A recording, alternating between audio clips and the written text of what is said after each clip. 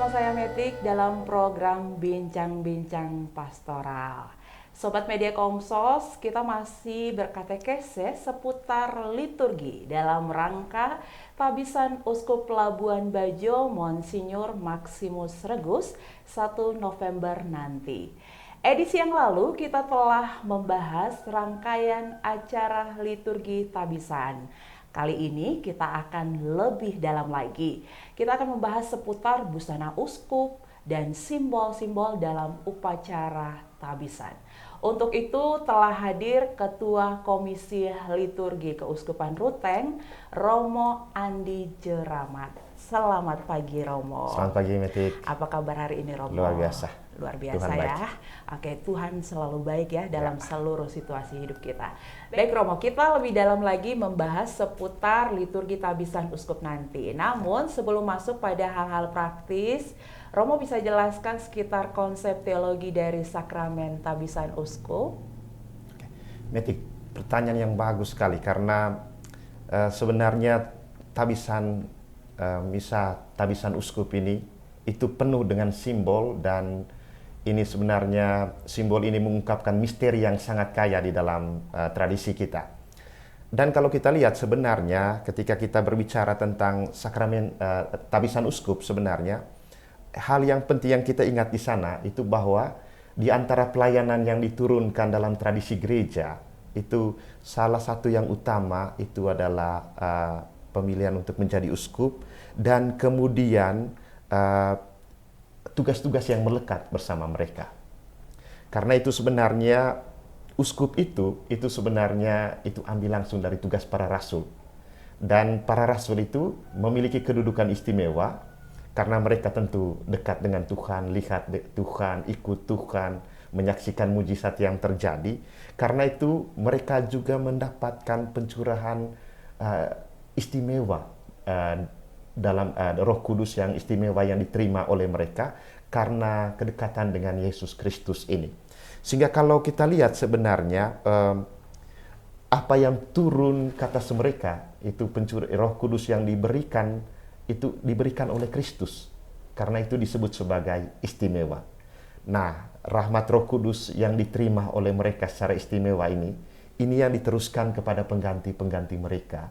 Dan pengganti-pengganti itu adalah uskup, dan itu yang kemudian kita terima sampai sekarang.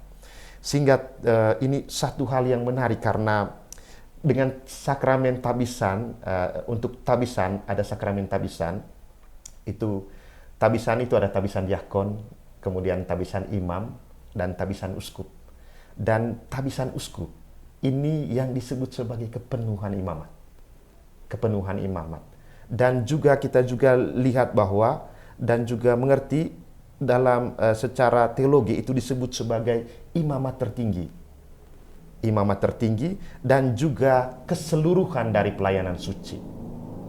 Jadi sebenarnya yang kita ikuti nanti di dalam sakramen dalam tabisan uskup Labuan Bajo, kita menyaksikan satu urutan dan juga kita tenggelam di dalam misteri yang begitu luhur. Karena kita masuk bagaimana Roh Kudus memeterai kepenuhan sakramen imamat dalam diri Monsinyur Maximus Regus, Monsinyur Max. Dan kemudian Metik, sehingga ketika dengan tabisan ini, ketika dengan penumpangan tangan, kemudian dengan rumusan sakramental untuk ini tabisan uskup, maka ada 4 unsur sebenarnya yang penting dalam tabisan uskup ini. Yang pertama itu berkaitan dengan institusi hierarki suci dengan pemilihan 12 rasul. Jadi bagaimana tadi yang disebut tradisi rasuli yang kemudian diturunkan sampai kita dengan kedudukan mereka yang istimewa.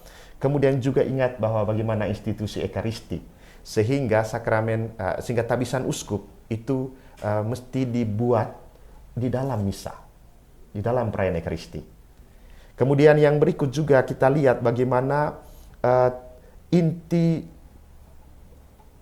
pelayanan. Dan pelayanan itu bukan hanya yang kontemplatif. Bukan hanya untuk mengurus liturgi, bukan urus administrasi liturgi, tetapi juga bagaimana perhatian untuk orang-orang miskin dan lemah. dan ini yang diistilahkan sebagai kontemplatif dan aktif. Kemudian juga perayaan Ekaristi tentu, dan juga ada tiga kuasa, dan ini yang disebut sebagai kuasa untuk kuasa sebagai nabi atau munus docendi, kemudian kuasa sebagai imam untuk menguduskan, itu munus sanctificandum, kemudian kuasa untuk mengajar, kuasa untuk memimpin, itu munus regendi. Jadi tiga kuasa ini itu yang ada di dalam kepenuhannya itu ada dalam uskup. Sehingga empat makna ini sebenarnya kaya dan juga sebenarnya menarik, Bu Meti, karena dengan ini sebenarnya kita menyelami bagaimana lewat kuasa tabisan itu diberi meterai Roh Kudus dan juga sekaligus kuasa mengajar, memimpin, dan juga sebagai imam untuk menguduskan. Seperti itu paling tidak ini secara singkat tentang teologi dari tabisan uskup ini, Metik. Baik ya Romo, sebagai kepenuhan imamat, kemudian mendapatkan rahmat yang istimewa, tabisan uskup ini merupakan suatu momen penting ya, tentu saja bagi uskup Monsinyur Maximus Rogus yang nanti akan ditabiskan. Nah, Romo, kita juga akan membahas tentang bagian-bagian penting dari liturgi tabisan. Ya. Apa saja itu, Romo? Metik, untuk ini bagian-bagian penting dari ritus tabisan uskup itu kali lalu sudah dijelaskan, dia punya urutan-urutan tentang ritus penabisan itu mulai dengan Veni Creator Spiritus, undang Roh Kudus, kemudian pengajuan uskup terpilih, kemudian sudah dijelaskan, kemudian juga setelah itu baru lanjutkan Romo, dengan siapa nih yang mengajukan tentu uskup terpilih? Yang mengajukan uskup terpilih itu tentu berdasarkan surat yang sudah diajukan Gereja Keuskupan Labuan Bajo. Gereja Keuskupan Labuan Bajo mengajukan kepada Vatikan, gitu ya Romo. Okay. Dengan ya memang Gereja Keuskupan Ruteng, tetapi kemudian waktu terbentuk Gereja Keuskupan Labuan Bajo, artinya ini Gereja Keuskupan Labuan Bajo itu yang mengajukan dalam konteks tabisan ini, dan kemudian waktu mengajukan itu nanti itu ada dialog, ada tanya jawab, dan juga tentu di bagian ini itu ada kesiapan dan juga ada persiapan sebelumnya. Jadi calon itu dipilih itu dari anggota tubuh mistik, dari anggota umat persekutuan gereja, dan kemudian diajukan, artinya secara kanonik itu sudah memenuhi syarat-syarat. Dan kemudian uskup itu penabis menerima, dan kemudian setelah itu ditunjukkan surat penunjukan dari Vatikan, pengangkatan Monsinyur Max Sergus sebagai uskup Keuskupan Labuan Bajo. Jadi ditunjuk kepada seluruh umat, begitu ya? Ditunjukkan umat yang hadir, surat yang asli yang didapat dari Vatikan. Dan kemudian baru setelah itu ada homili, kemudian setelah itu ada janji uskup terpilih. Janji uskup terpilih kali lalu sudah dijelaskan tentang ini. Dan kemudian setelah janji uskup terpilih, pernyataan kesediaan ini penting. Dan pernyataan kesediaan ini bukan hanya secara pribadi tetapi secara publik, disaksikan oleh umat beriman. Jadi persekutuan umat beriman itu menyaksikan itu, dan kemudian mendengar itu, dan kemudian diajukan secara resmi dan menyatakan kesediaan dan juga kesiapan itu secara publik. Dan kemudian masuk ke litani orang kudus. Litani orang kudus, dan setelah itu, setelah litani orang kudus, itu dilanjutkan dengan penumpangan tangan di dalam diam. Jadi kalau lihat urutan ini, itu mengundang Roh Kudus. Jadi istilah liturgisnya itu dimensi pneumatologis, untuk memeterai, untuk menguduskan, dan juga sekaligus memberi kuasa. Sehingga dengan penumpangan tangan itu dalam diam, dan ini adalah tanda sakramen untuk memberikan kuasa dan meterai itu. Dan tetapi juga yang menarik bahwa ketika penumpangan tangan itu dalam diam, dan juga penumpangan tangan itu ketika penumpangan tangan uskup terpilih itu berlutut. Ini sikap kerendahan hati, pasrah kepada Tuhan. Dan kemudian setelah itu akan dilanjutkan dengan setelah itu nanti dilanjutkan dengan doa tabisan. Dan yang menarik di sini, waktu mengucapkan doa tabisan itu, Evangeliarium yang kita biasa bawa dalam perayaan hari Minggu dengan diangkat yang berwarna merah besar itu, Evangeliarium itu akan dipegang oleh diakon, 2 orang diakon, sebelah kiri dan sebelah tangan uskup terpilih, dan kemudian diletakkan di atas kepala, di atas kepala uskup terpilih, dan pada saat itu doa tabisan, rumusan sakramental doa tabisan itu diucapkan oleh uskup. Jadi Romo, simbol yang menarik sekali. Saya Ya. potong dulu, itu menarik sekali ya, Evangeliariumnya itu diletakkan di atas kepala. Kira-kira maknanya apa itu, Romo? Pertanyaan yang bagus sekali, Meti, karena simbol ini itu kita temukan hanya di dalam tabisan uskup. Hanya ketemukan dalam tabisan uskup. Dan ketika kitab suci diletakkan di atas kepala, kita tahu kitab suci itu ada 2 bagian kan? Ada yang perjanjian lama dan juga ada perjanjian baru. Dan Evangeliarium yang dibuka di atas kepala itu dibuka dengan kedua sisi. Kedua sisinya itu dibuka, jadi dibuka semua dan kemudian ditaruh di atas kepala. Dan ini juga lambang kitab suci adalah sabda Allah. Dan sabda Allah itu yang meresap seluruh hati, pikiran, tangan dan kaki, seluruh diri uskup yang terpilih. Dan untuk itu kemudian uskup kemudian mewartakan kabar gembira dan sukacita Injil itu. Jadi itu dipenuhi oleh sukacita Injili seluruh diri, dan kemudian dengan seluruh diri itu hati, kemudian tangan, kaki dan juga mulut itu kemudian dipenuhi dengan terang sabda Allah, dan kemudian itu yang dibagikan, itu yang diwartakan dalam pelayanannya. Jadi intinya semua indera yang ada di dalam tubuh kita ini dipakai untuk mewartakan kabar sukacita ya kepada seluruh umat tepat sekali. tentunya.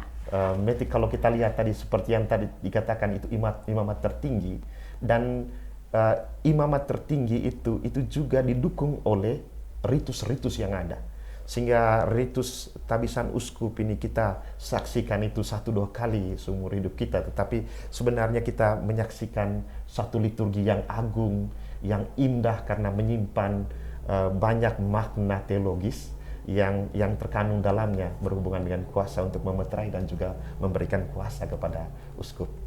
Nah, baik Romo, selain yang Romo jelaskan tadi, tentu ada juga ya lambang-lambang episkopal yang lain. Ya. Misalnya kalau tidak salah ada pengurapan minyak krisma, kemudian tongkat, cincin. Kira-kira maknanya apa ini, Romo?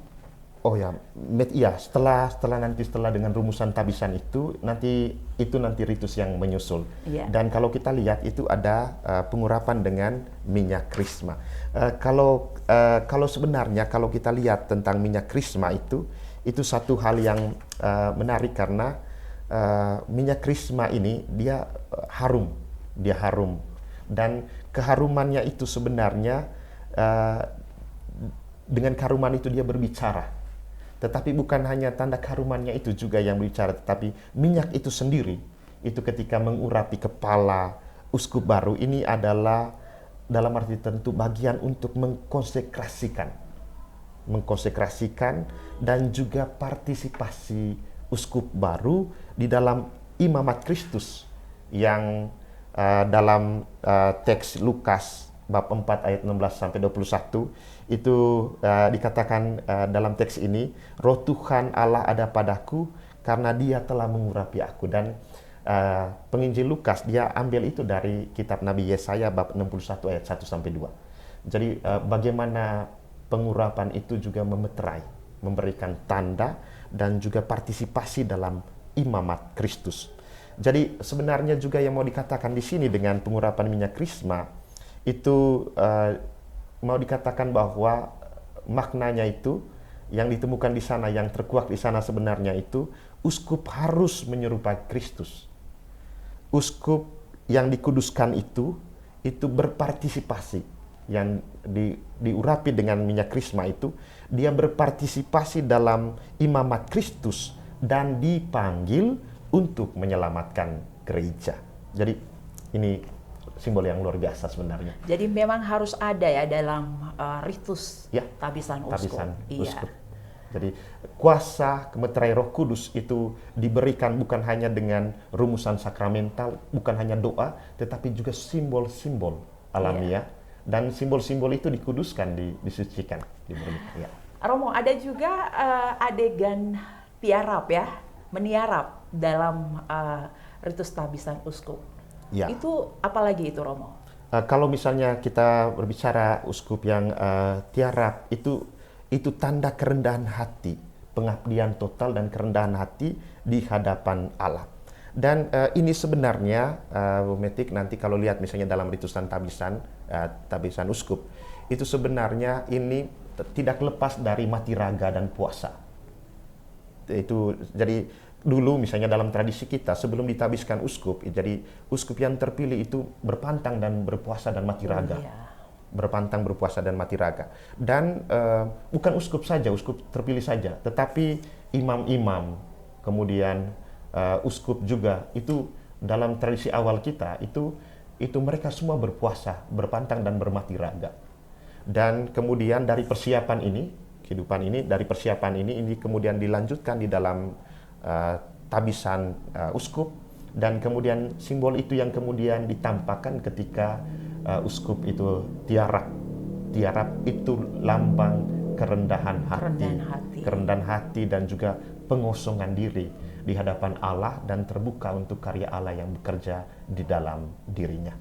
Jadi ini simbol. Jadi tapi sebenarnya Bu Meti, kalau kita lihat itu sebenarnya misalnya tiarap itu juga misalnya ditemukan ketika tabisan imam itu juga tiarap lambang penyerahan total, kerendahan hati terhadap apa, dan juga dalam tabisan diakon juga, kemudian juga di dalam kaul kekal itu untuk biarawan dan biarawati, tiarap itu juga menjadi lambang umum. Tiarap atau istilahnya itu prostratio. Jadi, Jadi ada yang lain lagi, Romo, ada cincin, penyerahan mitra, tongkat dan lain sebagainya.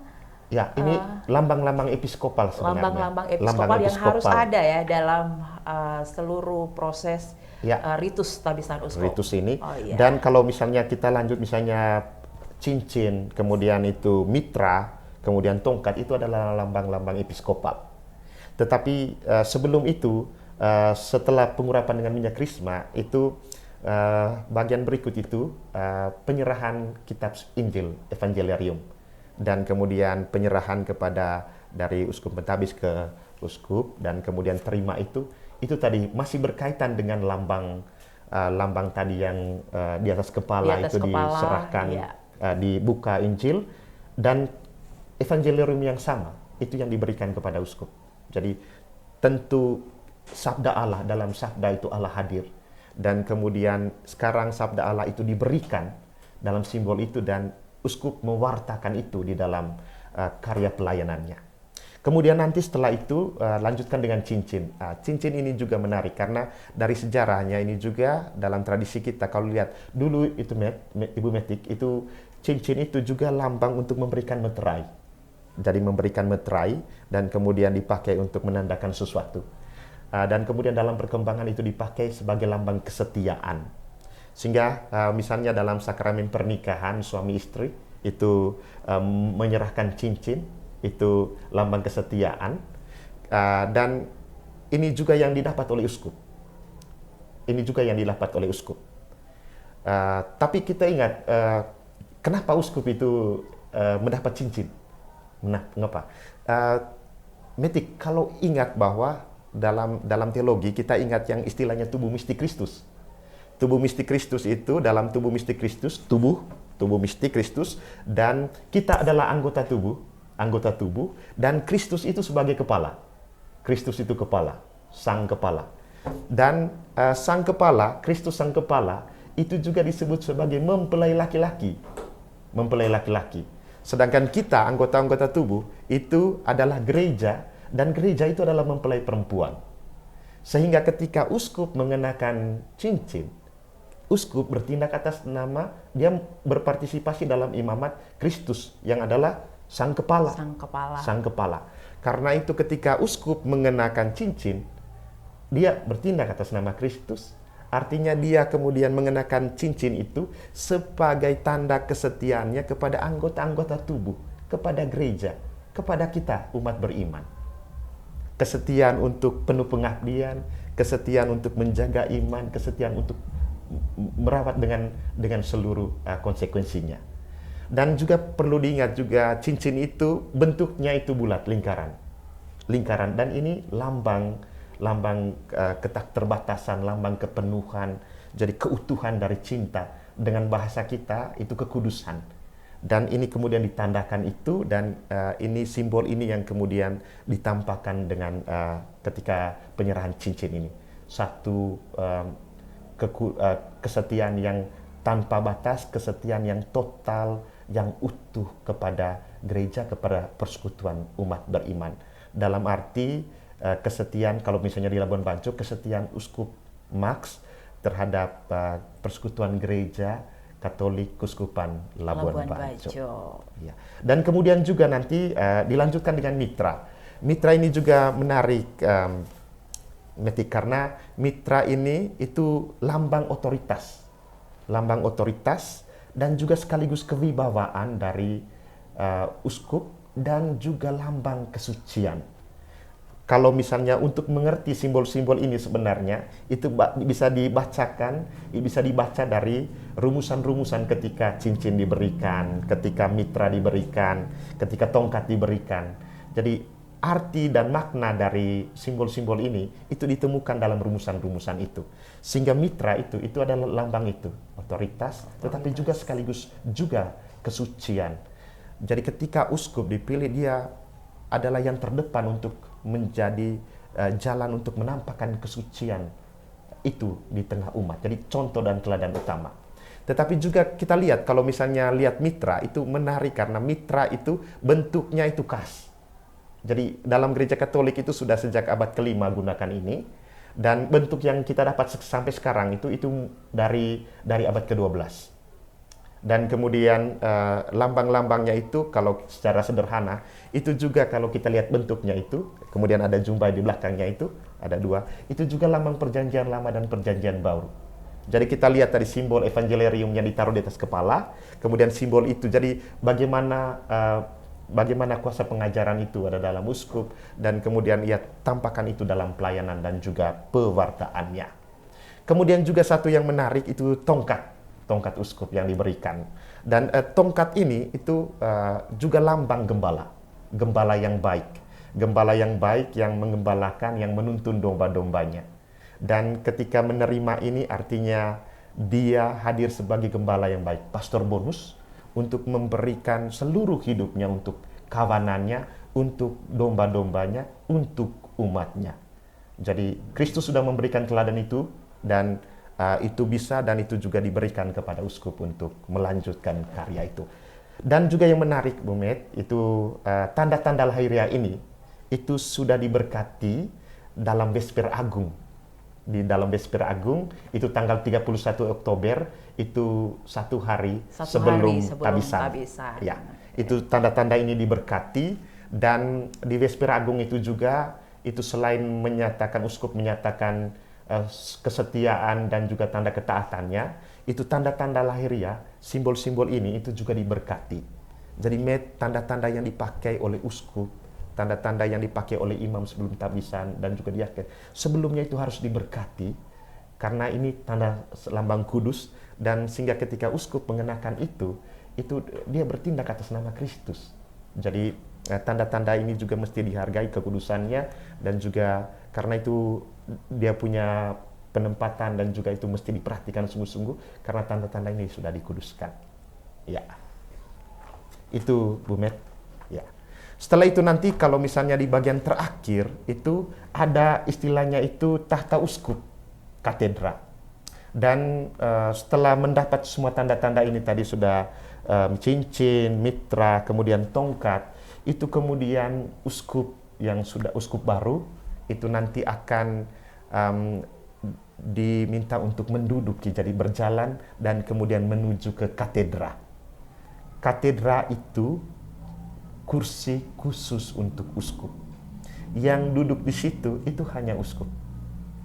Dan katedra ini itu nanti ditempatkan di gereja katedral. Sehingga misalnya di gereja kita punya katedral yang di atas ini, gereja katedral Maria Assumpta dan Santo Yosef. Kenapa disebut gereja katedral? Karena di sana ada kursi uskup. Karena ada katedranya. Iya. Dan katedra itu hanya di situ, di gereja katedral. Tidak ada di gereja yang lain. Jadi kuasa mengajar, memenang uskup, itu juga ditampakkan dengan kursi itu. Sehingga ketika duduk di sana, itu seperti Kristus yang ada di tengah para rasul, yang ada di tengah umat, dan kemudian mulai mengajar. Jadi ketika uskup di sana, dia juga menampakkan kuasa itu untuk kemudian sebagai pemimpin dan kemudian memberikan pengajaran kepada para murid dan juga umat.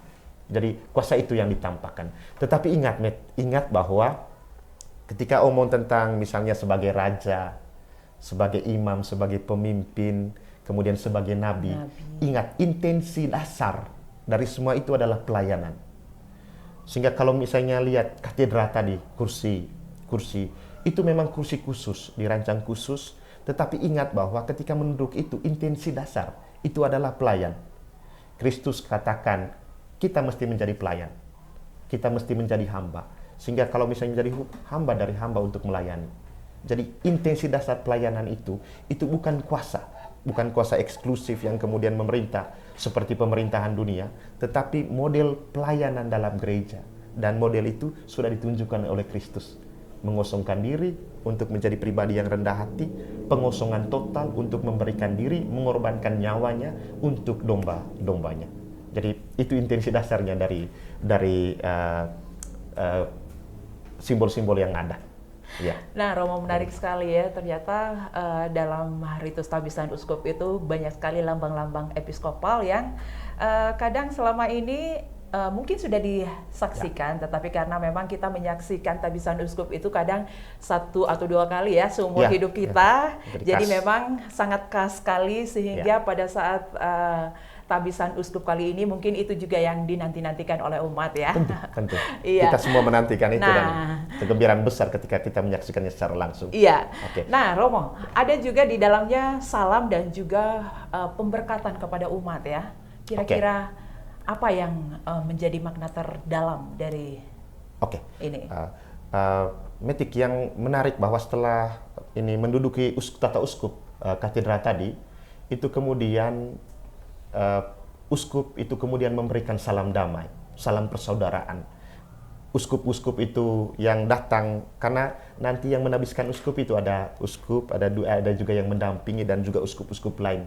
Berarti bisa dilihat bahwa tabisan itu ditabiskan, semua uskup itu menumpangkan tangan. Jadi begitu luar biasa, karena kalau tabisan imam itu hanya 1-2 uskup, tetapi misalnya tabisan uskup itu semua uskup yang datang itu menumpangkan tangan. Jadi bagaimana itu kolegio para uskup, dan kemudian ditampakkan ketika memberikan salam damai.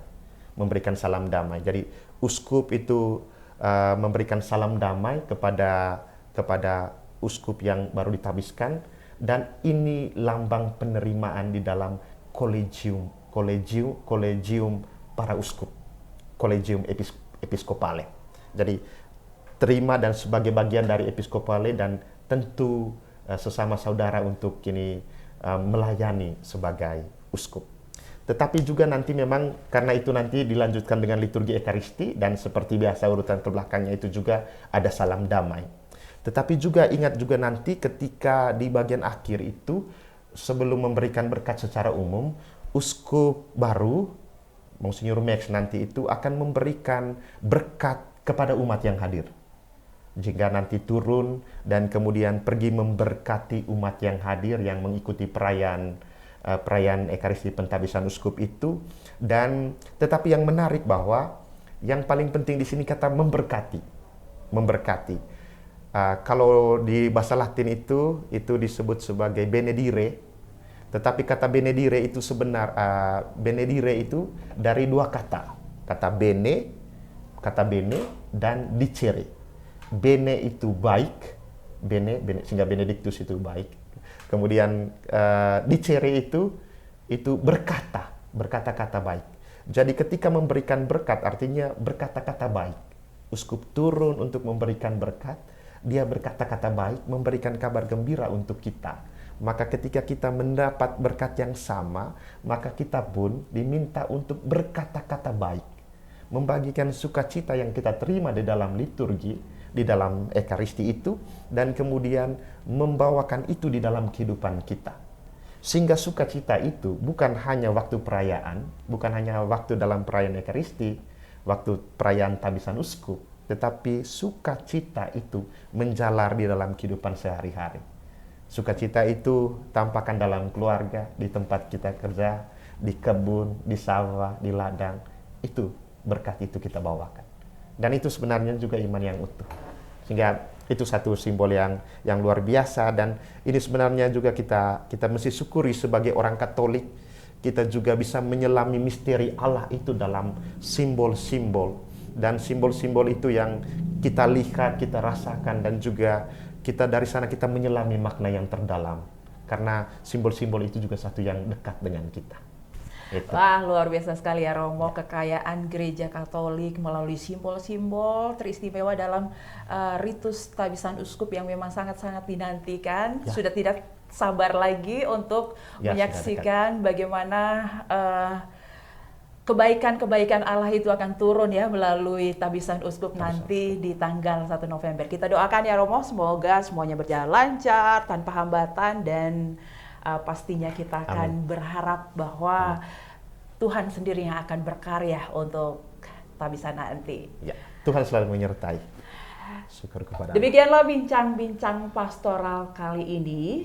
Mari kita dukung dan doakan semoga perayaan tabisan Uskup Labuan Bajo berjalan lancar dan juga hikmat. Dan umat Labuan Bajo semakin bertumbuh dalam iman. Dan saya Metik undur diri, sampai jumpa pada edisi selanjutnya.